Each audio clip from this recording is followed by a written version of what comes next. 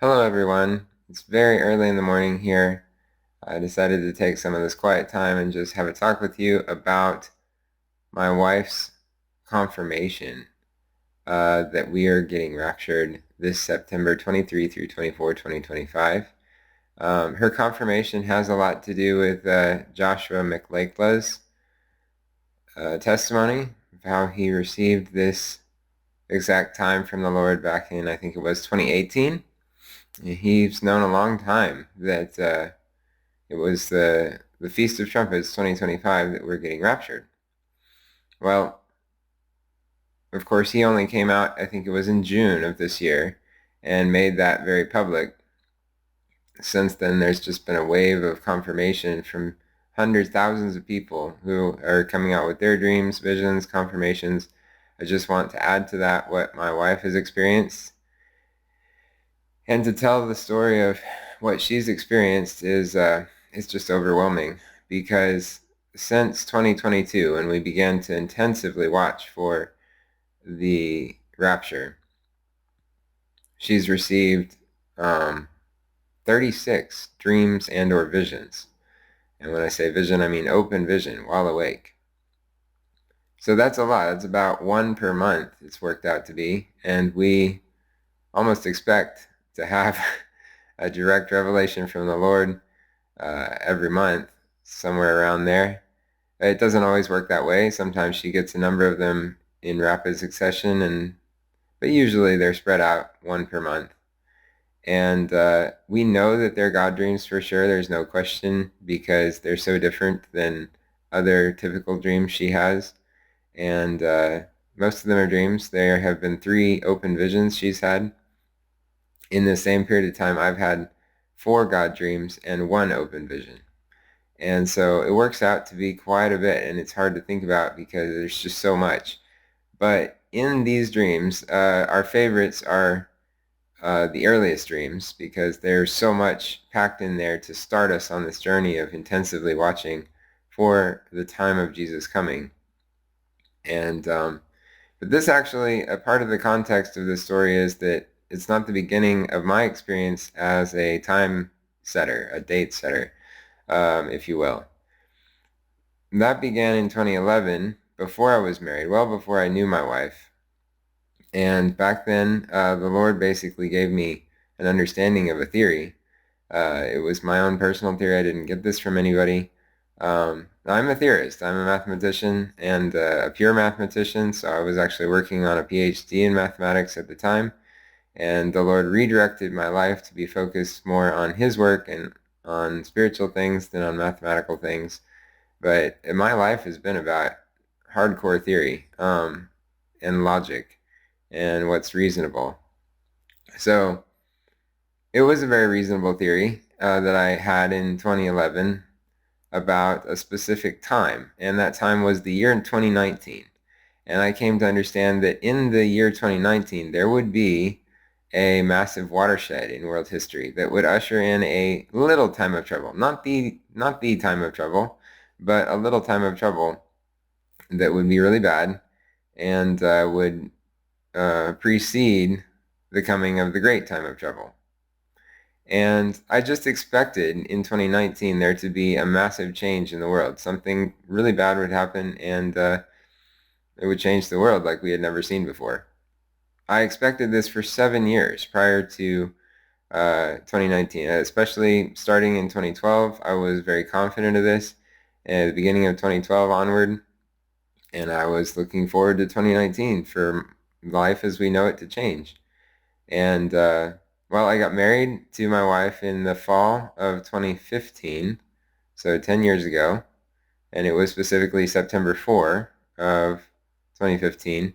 Her experience was she knew Jesus was coming soon before she met me.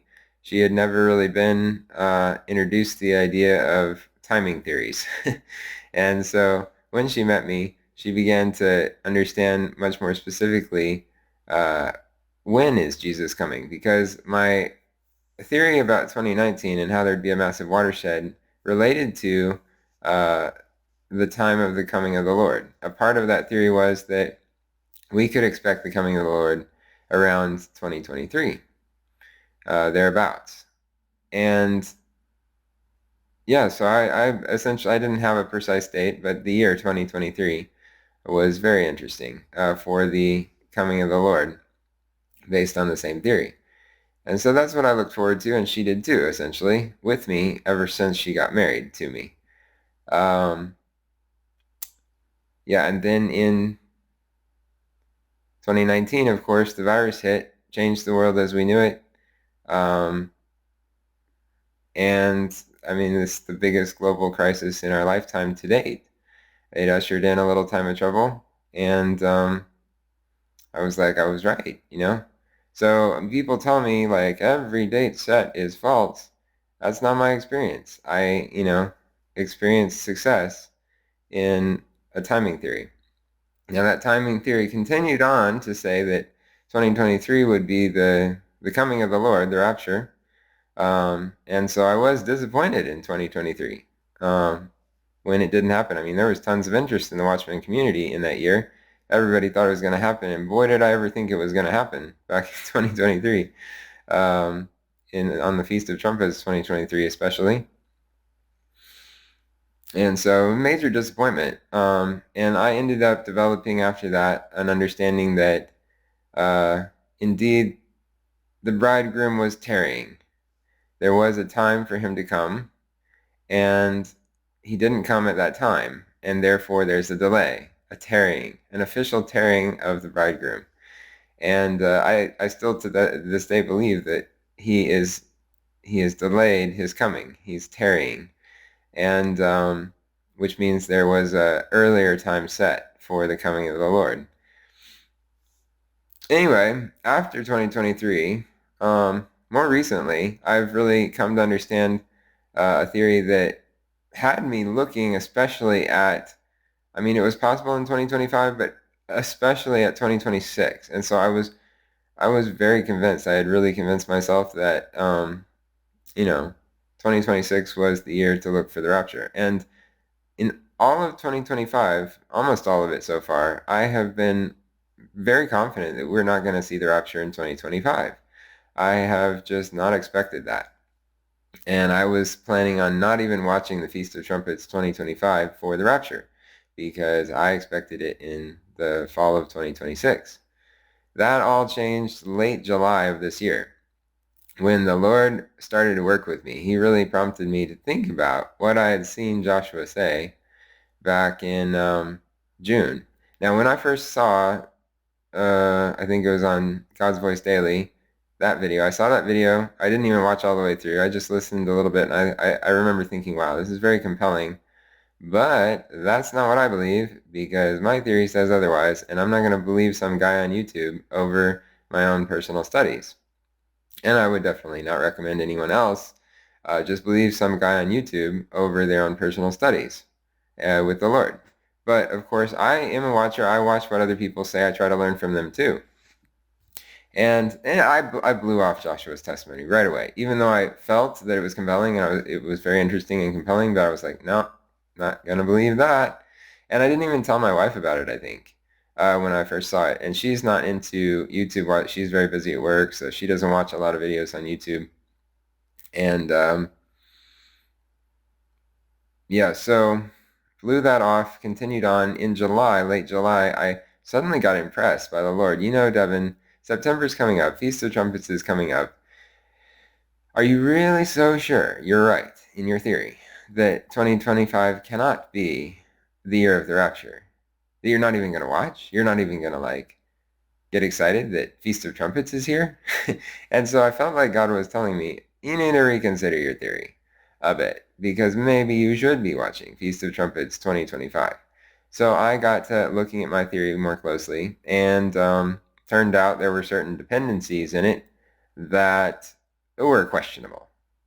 And I studied into those, and I realized I've been wrong about some things, and they were just small shifts. And so actually I still believe the same theory, just with minor corrections to it.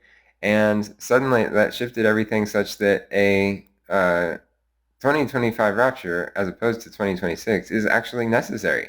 It's not just possible, it's necessary. So it seems right now, according to this theory, that 2026 is out the window.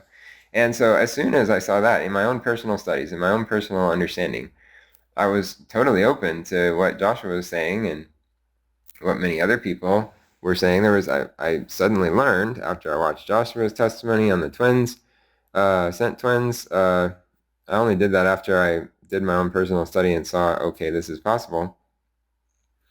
Yeah, then I was realizing, whoa, this is a thing. Like lots of people have been seeing, even for many years, that 2025 um, is the year of the rapture. This is insane. This is incredible. This is incredible because I expected this kind of thing. Because I expect God's people to know the day and the hour ahead of time. Now, why would I expect that? Well, many reasons. But one of the earlier reasons that I came to understand this was in 2022. I didn't always believe that we could know the day and the hour. That's for sure. Not since 2011. And no, I thought maybe we could know approximately the year back then, but I didn't ever think we could know the specific day and hour, not until 2022. My wife started having very compelling God dreams in August of 2022. Her first one, I've mentioned it on my part 2 video on this channel, and that was the one where she actually experienced the rapture in the dream or vision, whatever it was. And it was an amazing vision because after getting caught up and then when she came out of the dream, she was experiencing, I think it's called barotrauma, ear barotrauma, where your ear is still under pressure. It's like when you go up high in a plane and your ear gets stopped up and the pressure won't equalize. She had that for like 12 hours after that dream, as if she had gone up to high altitude. So that was insane. We were so convinced by that dream that we started to intensively watch for the rapture. We were like, okay, this must be it. This really must be it. It was a big confirmation to my thought that Jesus is going to come in 2023 back then. Well, that was her first God dream. And then I want to mention especially her third God dream on October 19 of 2022. In this dream, she saw herself in a room, in a living room, and basically she was with a lot of black people in that room. In fact, there were only black people.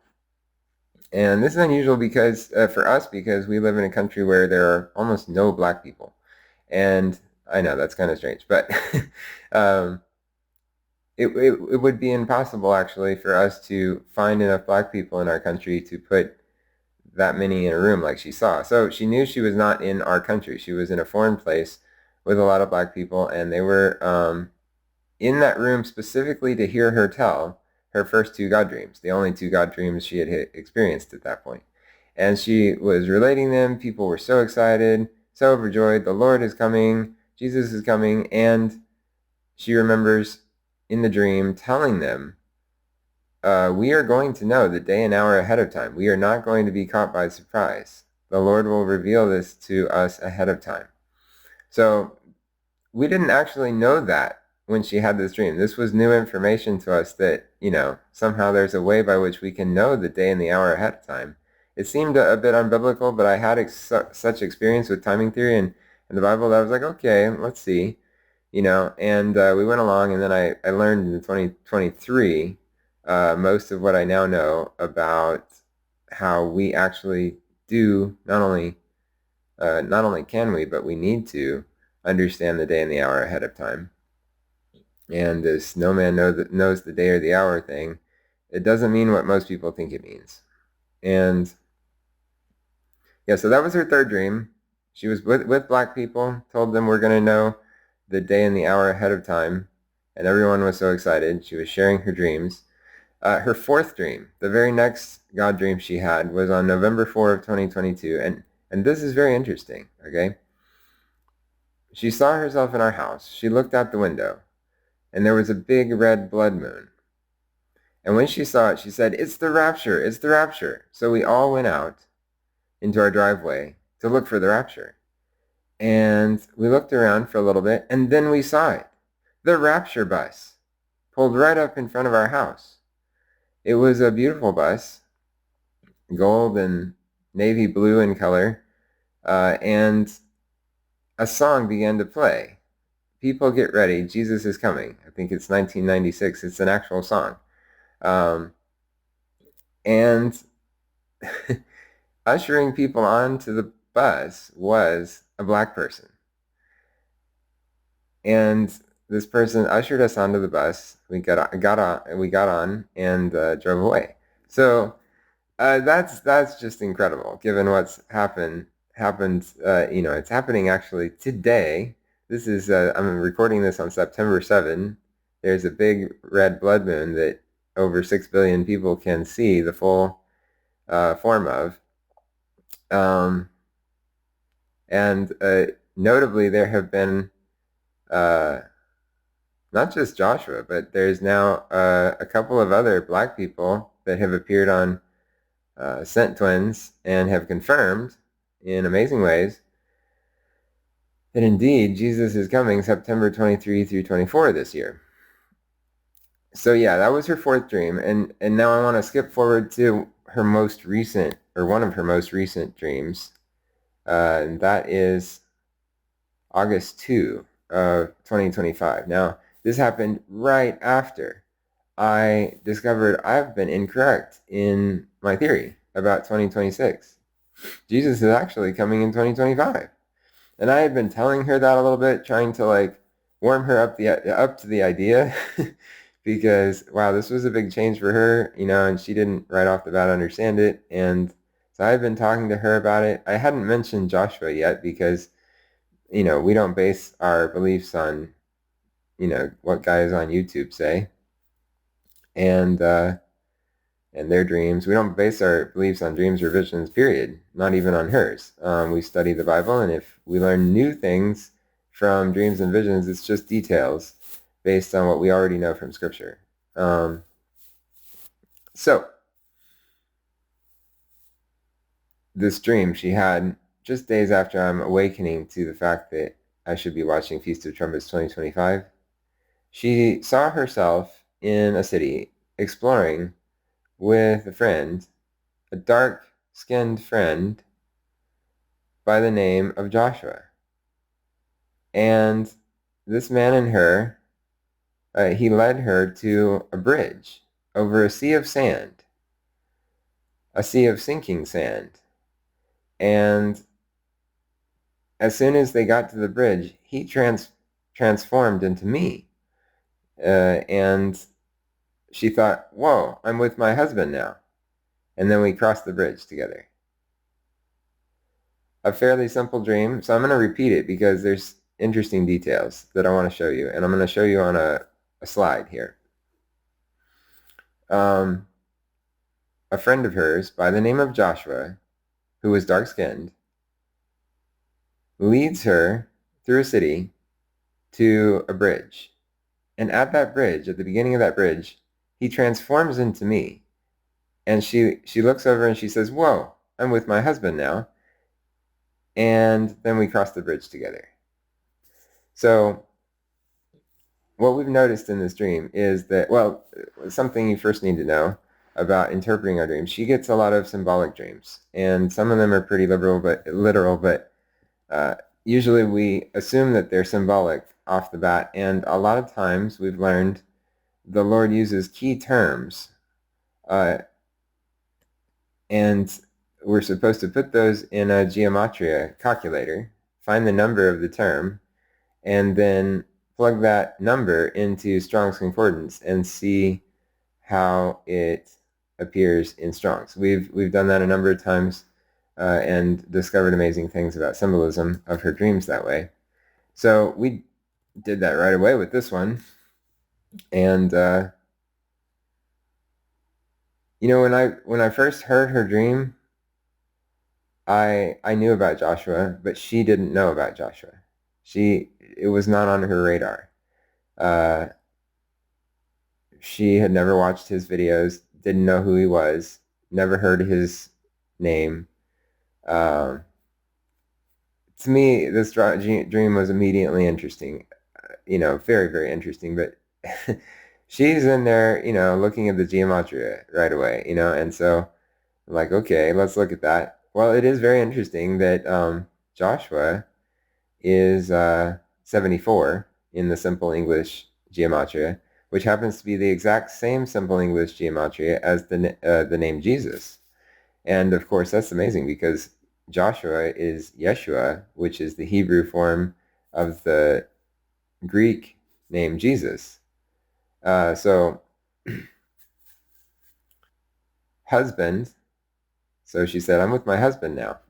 Husband is 69 in the simple English gematria, and 69 means to stay awake or to watch. And yeah, that's what I'm all about. Bridge means an anchor. It's the same word. So bridge is 45 in simple English gematria, and the Greek of 45 in Strong's is an anchor. And you can see this word in Hebrews 6:19, where it says that there's this hope, which is an anchor to the soul. And this is the hope in Jesus. And that word hope, when you look it up, it actually means strong, confident expectation.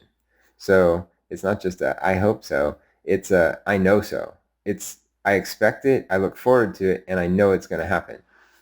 That's what the hope is. And then the sea of sand is just the opposite of that. It was translated via the same manner to uncertainly in Strong's. And the number of it is 84. So simple English gematria of sea of sand is 84, and 84 is uncertainly.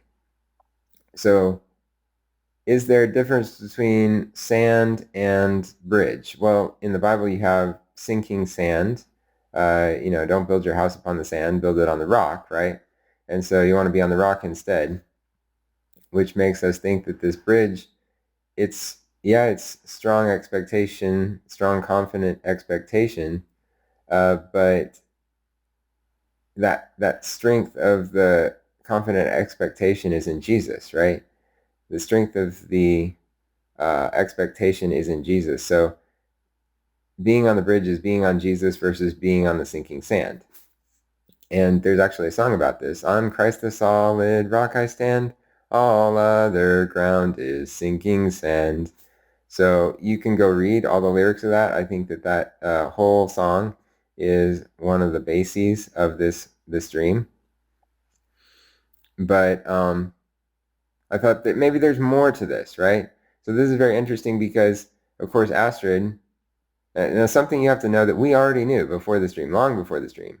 I think back in 2023 we knew this, that the distance between my birthday and her birthday, she was born before me, so she was born, and then 386 days later I was born, right?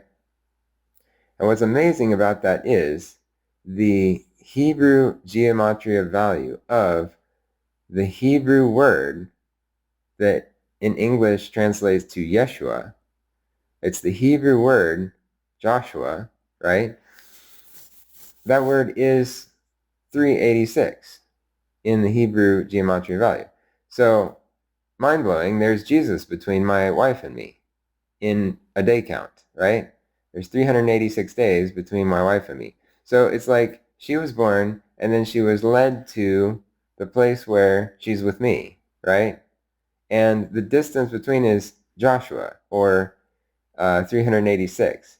And, a bridge is something that connects two places. It's a connection between two places. That's one of the definitions of bridge. So there's this bridge of 386 days between Astra's birth and me being born. That bridge is Joshua, which is, the rock on which we stand as opposed to the sinking sand, right? That's just incredible. But then when she got to me, Joshua became me, and she said, whoa, I'm with my husband now. So that makes me think of a very specific date, the date we got married, September 4, 2015. And I'm thinking, okay, that was the beginning of a bridge where she said that she's with her husband. So what happens if you add 386 days to September 4, 2015? And guess what you get? You get September 23, 2016. So from the point of our marriage, a Joshua number of days later brings us to September 23.